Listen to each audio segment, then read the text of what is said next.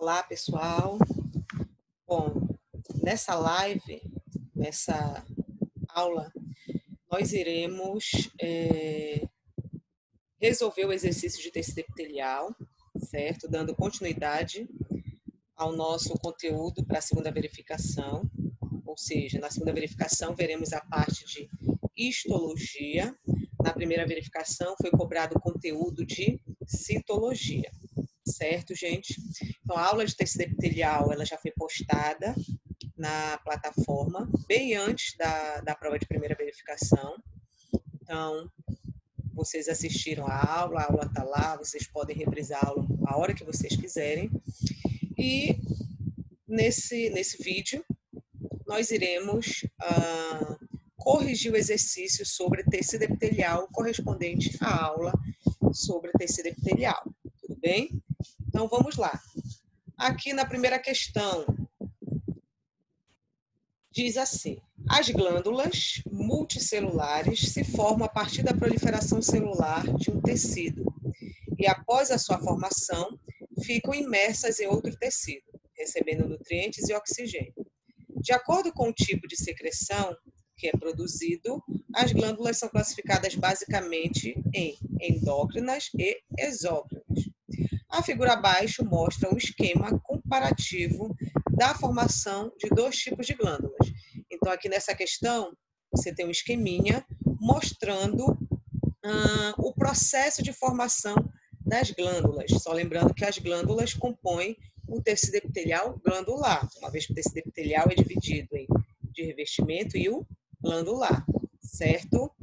Então, vamos lá para ver o que a questão está nos pedindo.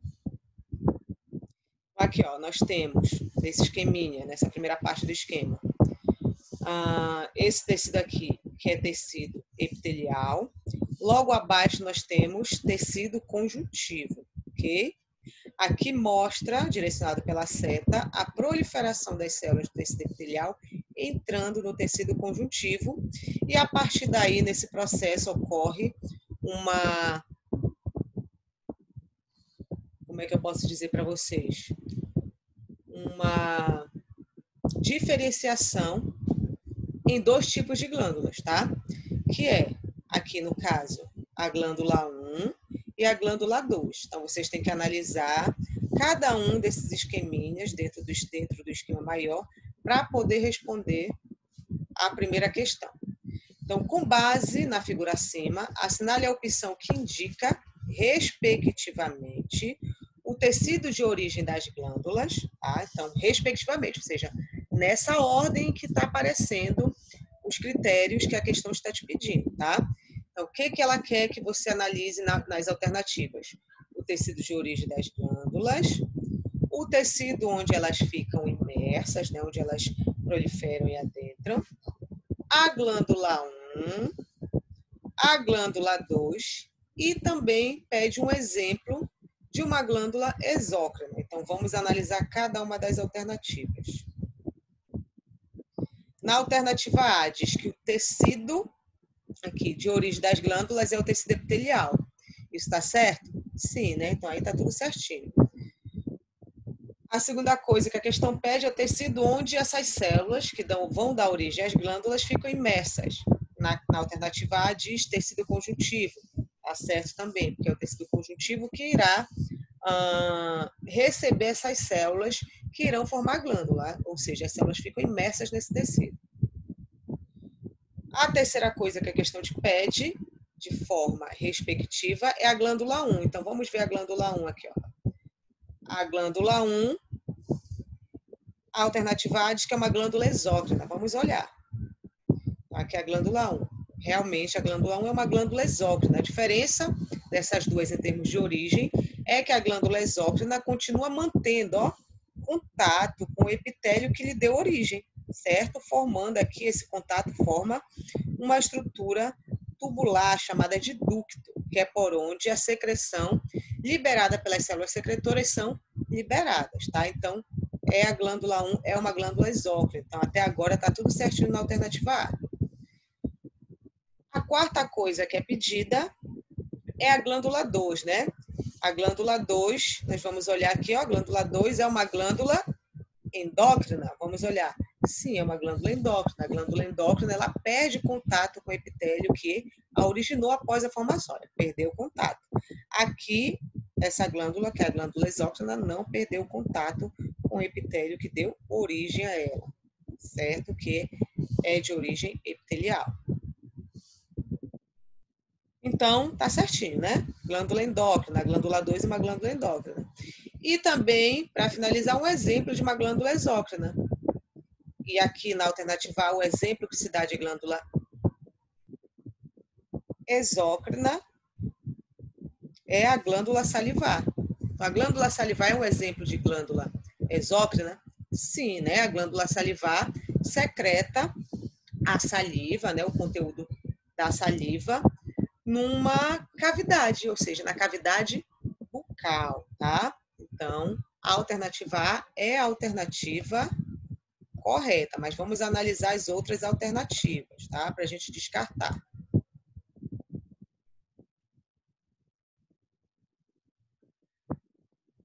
Vamos continuar analisando aqui. Só deixa eu marcar aqui. Tá tudo certinho. A alternativa A é a correta. Por que não poderia ser a alternativa B? Porque diz que o epitélio de origem é o tecido conjuntivo. Já começou errado. A gente sabe que é o tecido epitelial. E que o tecido que recebe, ou seja, onde as células de origem estão imersas, diz que é o tecido epitelial. A gente sabe que é o tecido conjuntivo. Diz que a glândula 1 é uma glândula exócrina, que está certo, que a glândula 2 é uma glândula endócrina, também está certo. E aqui um exemplo de glândula exócrina te dá a tireoide. A gente sabe que essa glândula aí não confere. A alternativa C, tecido epitelial, como tecido de origem, tá certo. Tecido conjuntivo, como o tecido onde as células que vão dar origem à glândula estão imersas, também tá certo. Glândula 1 diz que é uma glândula endócrina, já está errada porque a glândula é uma glândula exócrina, então não pode ser a alternativa C. A alternativa D diz que o epitélio de origem é o tecido conjuntivo, a gente sabe que é o epitelial, então só por aí você já começaria a descartar. E a alternativa E diz que o tecido também de origem é o tecido conjuntivo frouxo. Não, a gente sabe que é o tecido epitelial. Então, a alternativa correta da primeira questão é a alternativa A. Tudo bem, gente? Então, vamos aqui continuando. A segunda questão diz: o tecido epitelial de revestimento é classificado segundo critérios como número de camadas celulares e forma das células.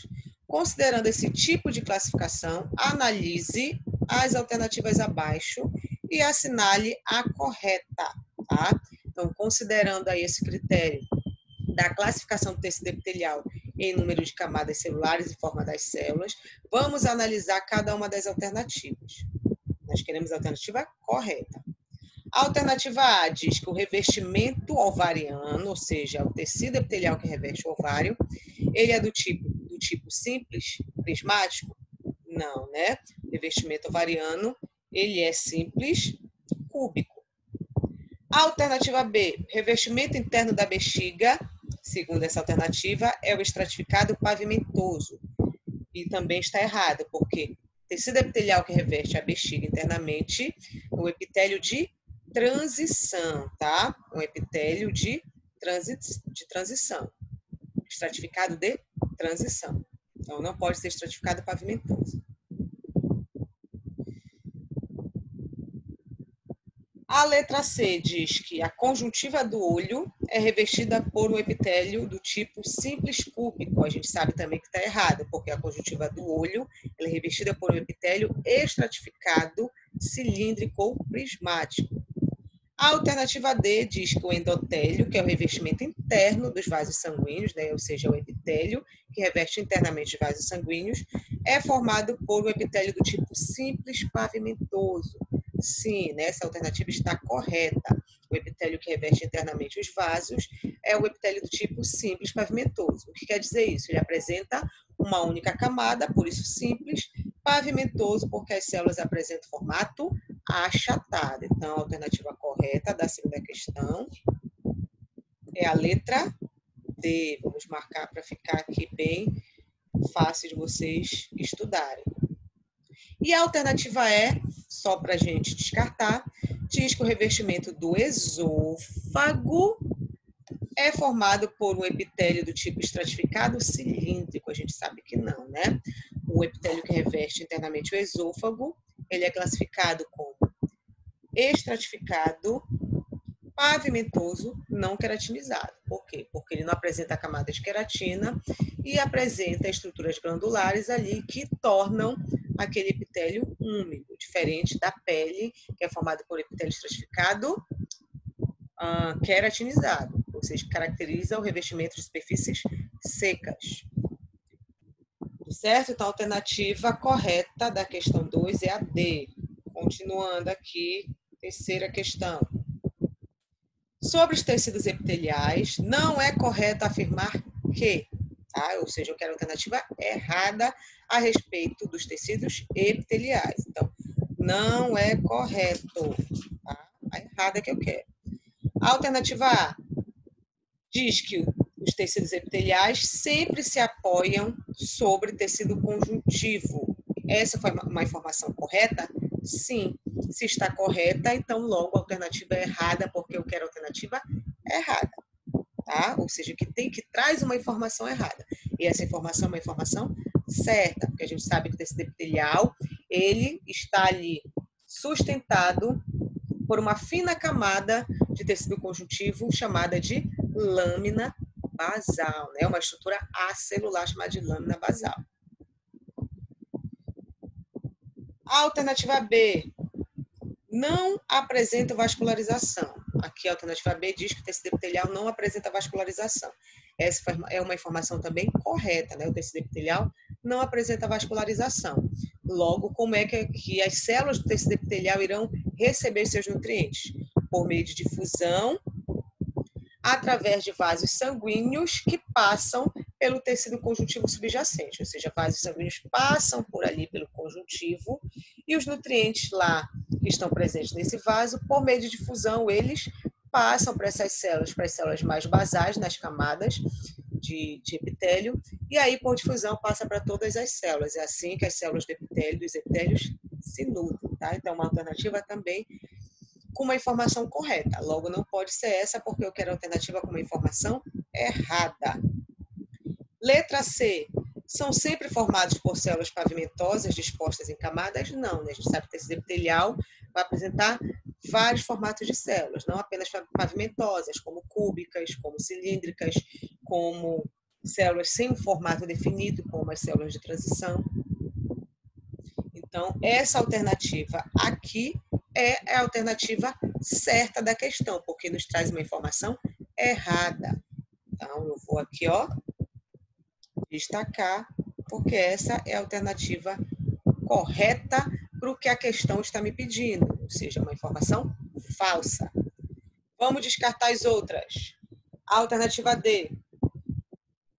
Os tecidos epiteliais, né, apresentam células, são separadas dos tecidos conjuntivos por meio por membranas acelulares, ou seja, os tecidos epiteliais são separados, né, dos tecidos conjuntivos por membranas acelulares, sim, né?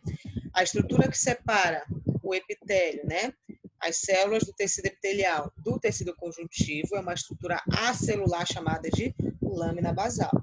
Então, uma informação correta, então não pode ser a alternativa que eu quero. E letra E, são nutridos por difusão. O tecido epitelial é nutrido por difusão? Sim, nós falamos lá em cima que o tecido epitelial, por não apresentar vascularização, essas células vão receber nutrientes por meio de difusão dos vasos sanguíneos que passam pelo conjuntivo adjacente. A alternativa C é a correta para o que é pedido na terceira questão. Continuando, quarta questão. Com relação ao tecido epitelial, considere as afirmativas abaixo, tá? Então, aqui eu tenho as assertivas. Nós vamos analisar cada uma dessas assertivas, ver quais são as corretas e depois nós iremos assinalar a alternativa correta a respeito das assertivas, certo?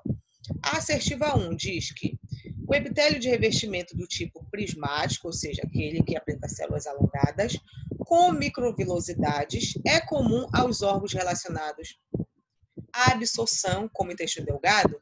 Sim, né? A gente sabe que o intestino delgado ele é revestido por um tecido epitelial de revestimento simples cilíndrico, né? E essas células apresentam microvilosidades na sua porção apical. E as microvilosidades, elas proporcionam o quê, gente? Elas proporcionam uma melhora, né? Uma massificação no processo de absorção, porque melhora o que? A superfície de contato com os nutrientes, ok? Então, essa assertiva aqui está correta. Por quê? Porque diz que o epitélio de revestimento do tipo prismático com microvilosidades é comum aos órgãos relacionados com absorção, como o intestino delgado. Isso está certinho. Assertiva 2. As glândulas merócrinas são aquelas que eliminam apenas a secreção? Também está correta, né? As glândulas merócrinas são aquelas que irão liberar apenas o seu produto de secreção na cavidade da glândula para que esse produto seja liberado, né, para o seu local alvo, né, numa cavidade ou superfície. Então, a glândula merócrina é aquela que libera apenas o produto de secreção, ou seja, não há perda de material celular, de material citoplasmático. Então, essa assertiva também está correta. A assertiva 3, o epitélio pavimentoso estratificado queratinizado apresenta uma única camada de células e recobre a superfície corporal dos mamíferos? Está correto, gente? Não, está errado, porque se esse epitélio é pavimentoso estratificado, ele não pode apresentar uma única camada. Se ele é estratificado, ele apresenta mais de uma camada, né? 2 ou mais camadas. Essa assertiva está errada, então eu não vou destacar, para que depois fique mais fácil na hora da gente marcar a alternativa correta. A assertiva 4. As células epiteliais recebem a sua nutrição a partir do tecido conjuntivo subjacente, uma vez que o tecido epitelial é avascular. Isso está certo? As células epiteliais recebem a nutrição a partir do tecido conjuntivo subjacente, uma vez que o tecido epitelial é avascular. Está correto. Ou seja, o tecido epitelial, por não apresentar vasos sanguíneos, vai receber os seus nutrientes, né, por meio de difusão de vasos sanguíneos presentes no tecido conjuntivo subjacente, né? Uma vez que o tecido epitelial ele é avascular. O que quer dizer avascular? Não apresenta vasos sanguíneos. Então, aqui também está correto. E a assertiva 5 diz que denominamos glândulas endócrinas aquelas que lançam seus produtos de secreção em cavidades ou superfícies do corpo. Não, né? A gente sabe que a diferença das glândulas endócrinas para as exócrinas é que as glândulas endócrinas liberam seu produto de secreção no interior da corrente sanguínea, dentro, né? Dentro de quê? Da corrente sanguínea. Enquanto que as glândulas exócrinas, ou seja, fora, elas liberam seus produtos de secreção fora da corrente sanguínea. Se é fora da corrente sanguínea, está liberando em cavidades, como a cavidade bucal, cavidade estomacal, cavidade intestinal, ou em superfícies, como a superfície da pele, como as glândulas sebáceas liberam suas secreções na superfície da pele, as glândulas lacrimais também, certo? Então, essa alternativa, essa assertiva está errada, uma vez que diz que as glândulas endócrinas liberam o produto de secreção em cavidades ou superfícies. A gente sabe que não, que as glândulas endócrinas liberam seus produtos de secreção, onde? No interior da corrente sanguínea. Então, vamos analisar agora as alternativas, a alternativa correta. A gente sabe aqui que as assertivas corretas são a 1, a 2 e a 4. Vamos lá. A alternativa A diz que todas estão corretas. Todas estão corretas? Não, porque a gente sabe que a 3 e a 5 estão erradas. Então, não pode ser a letra A. B, todas estão incorretas? Também não pode ser, porque 3 dessas assertivas estão corretas, ou seja, a 1, a 2 e a 4. C, 1, 2 e 3 estão corretas? Não, né? Porque a gente sabe que a 3 está incorreta, apenas 1 e a 2 e a 4 estão corretas. A alternativa D, 1, 4 e 5 estão corretas? Não, né? Porque apenas as alternativas 1, 3 e 4 estão corretas, logo a 5 não está. A alternativa E diz que apenas a 1, a 2 e a 4 estão corretas. Certinho, 1, 2 e 4. Então, a alternativa correta é a letra E. Certo? Aqui na D, tanto, né? A 4 quanto a 5 estão erradas. Só diz aqui uma das alternativas corretas. Então, a alternativa E é a correta da quarta questão. Continuando, quinta questão. Entre as principais funções do tecido epitelial de revestimento, podemos assinalar corretamente. Então, aqui está destacado, aqui negrito para vocês, tecido epitelial de revestimento. Muita gente erra essa questão porque não presta atenção. Acaba abrangendo o tecido epitelial tanto para revestimento quanto para glandular. E aqui está destacado revestimento. Vamos ver, né? A alternativa correta no que diz respeito ao tecido epitelial de revestimento. Entre as principais funções desse tecido.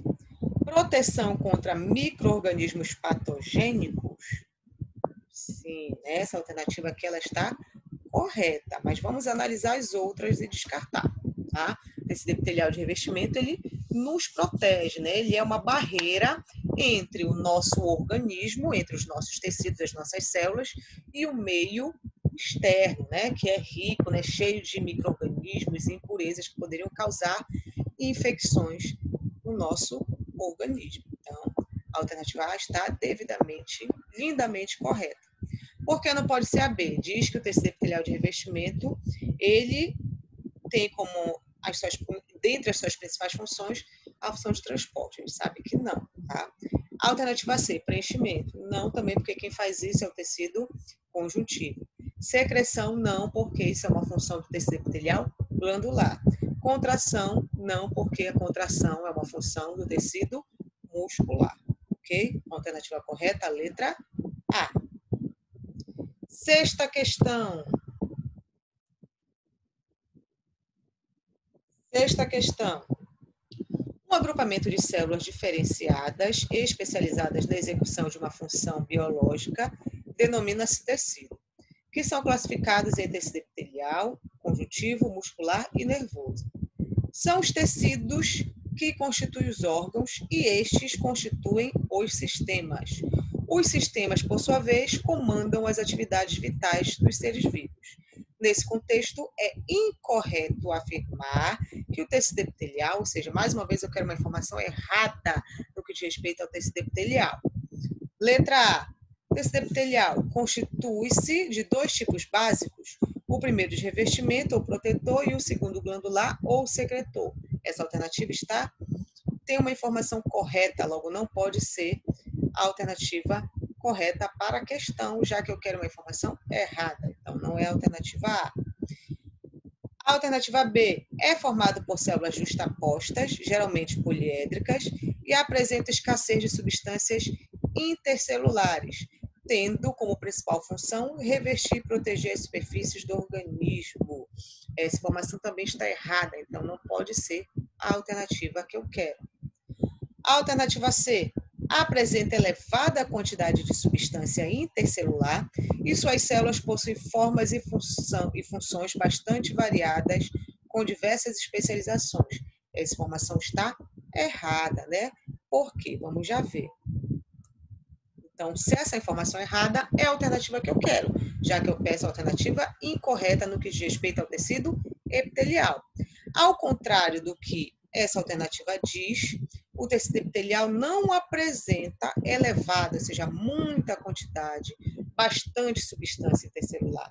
Pelo contrário, ele apresenta, como diz aqui na alternativa B, escassez de substâncias intercelulares, tá? Então, por isso que está errada. E suas células possuem formas e funções bastante variadas, com diversas especializações.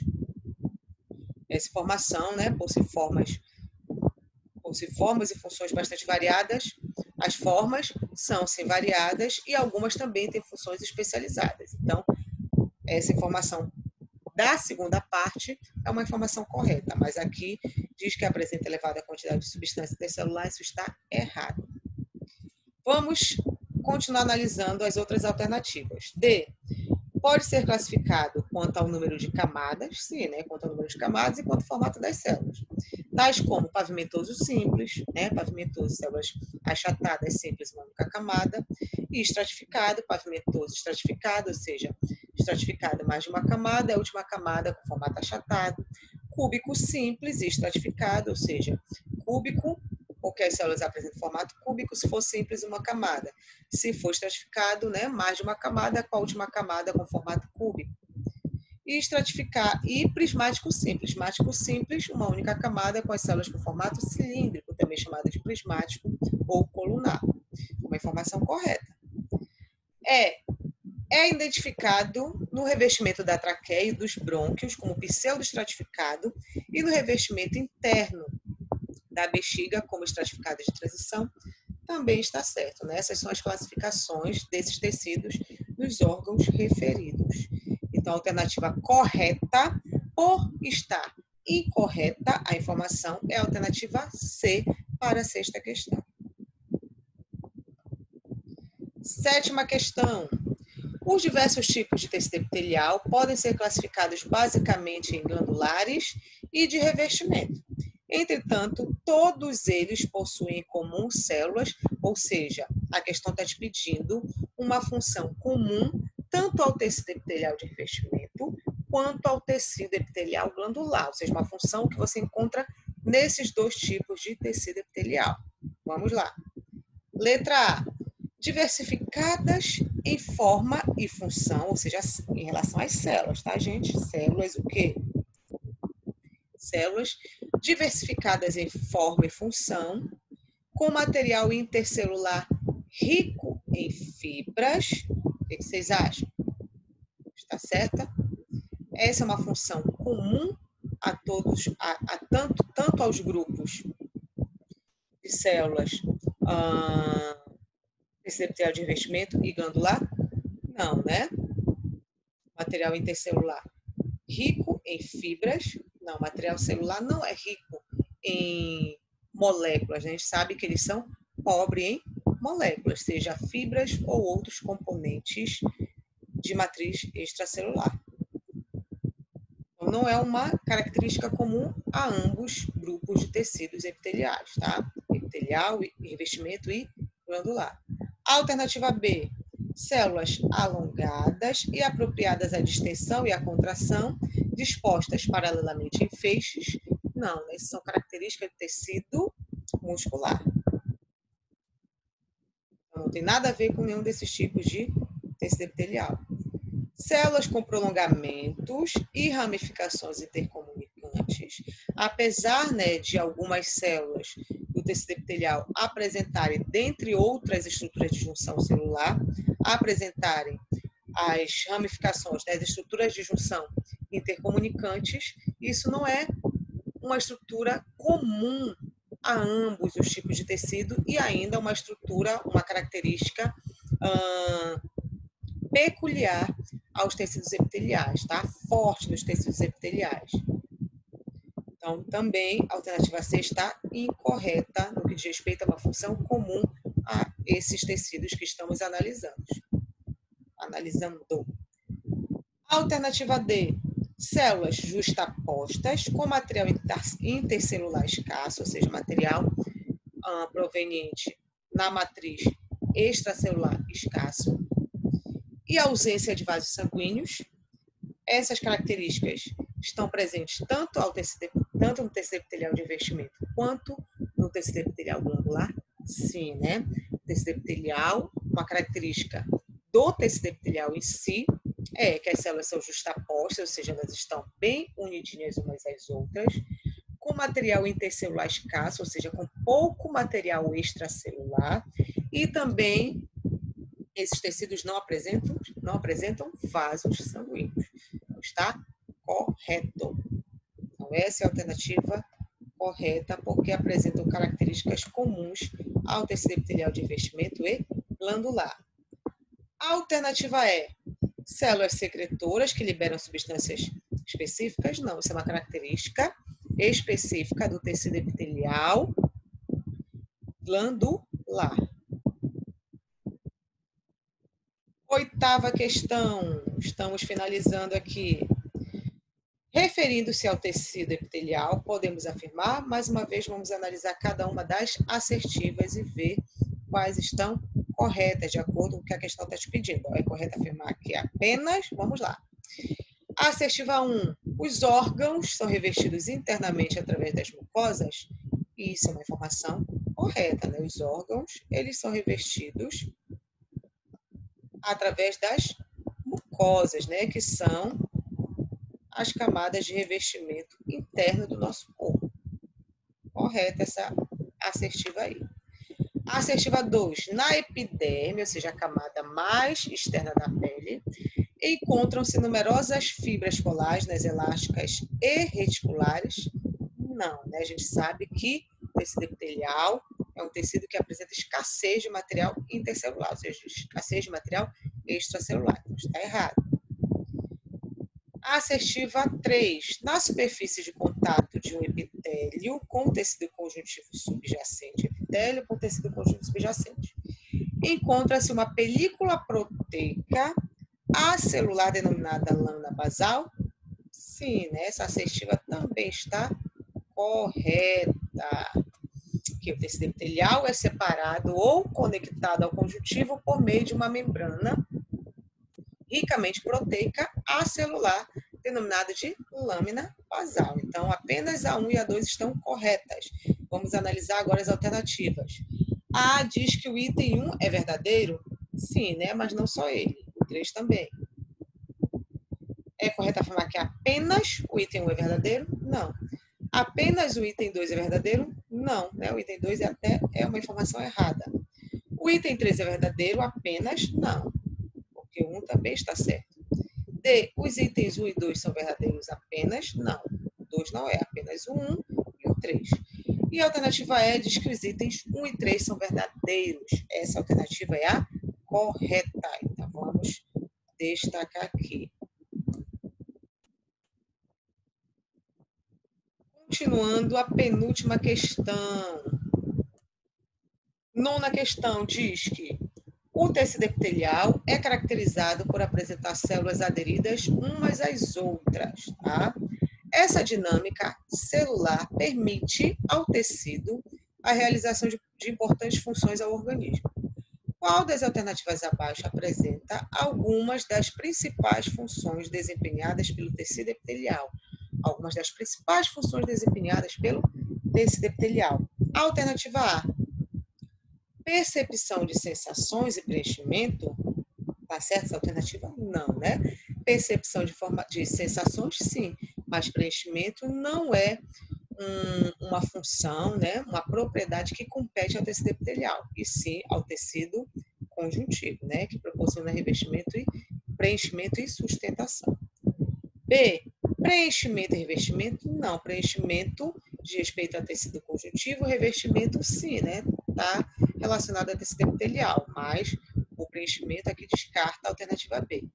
C, condução de impulsos e proteção? Não, porque condução de impulso é uma função do tecido nervoso.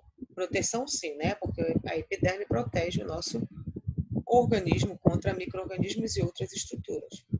D, proteção e percepção de sensações? Sim, né? Essa é a alternativa correta, porque o tecido epitelial nos protege contra micro-organismos e outros elementos e também proporciona percepção de sensações, uma vez que algumas mucosas, como a mucosa nasal, a mucosa oral, né, a mucosa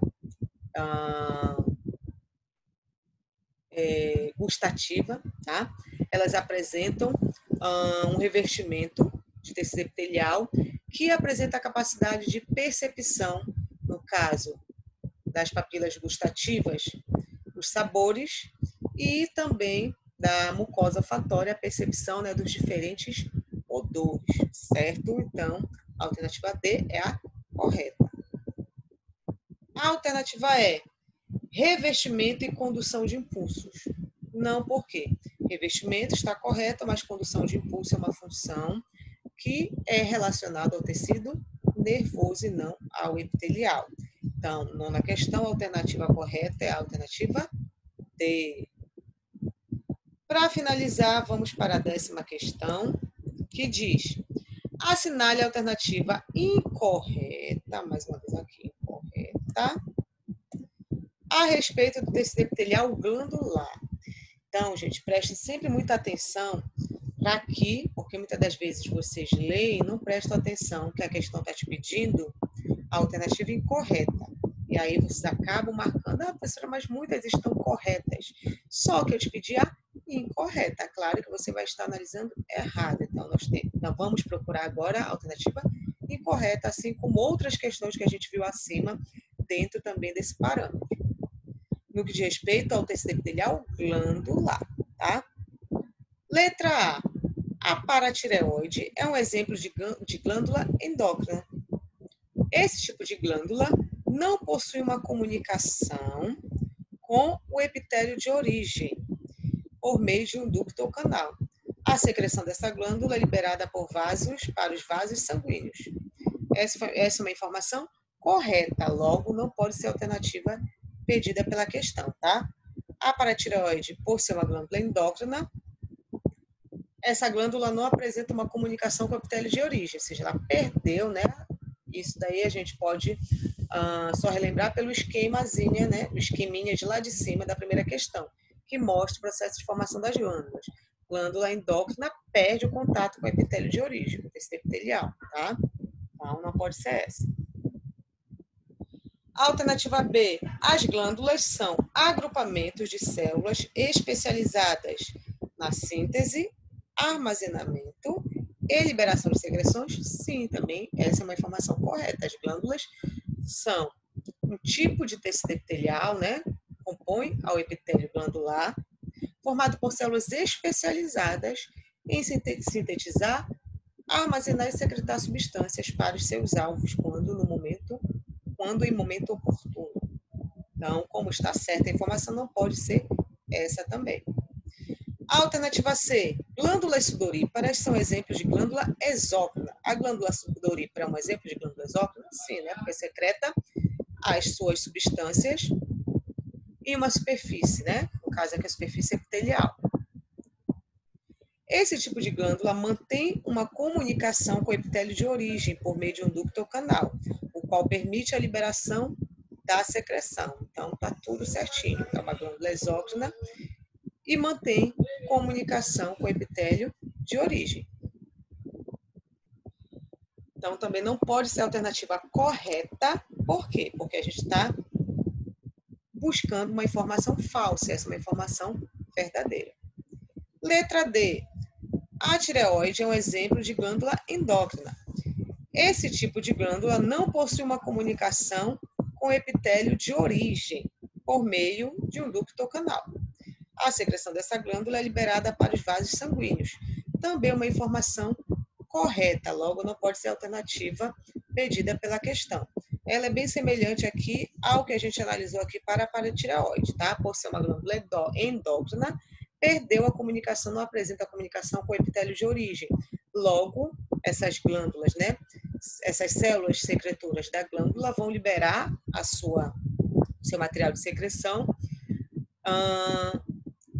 por meio de difusão nos vasos sanguíneos. Dos vasos sanguíneos vão para os alvos específicos.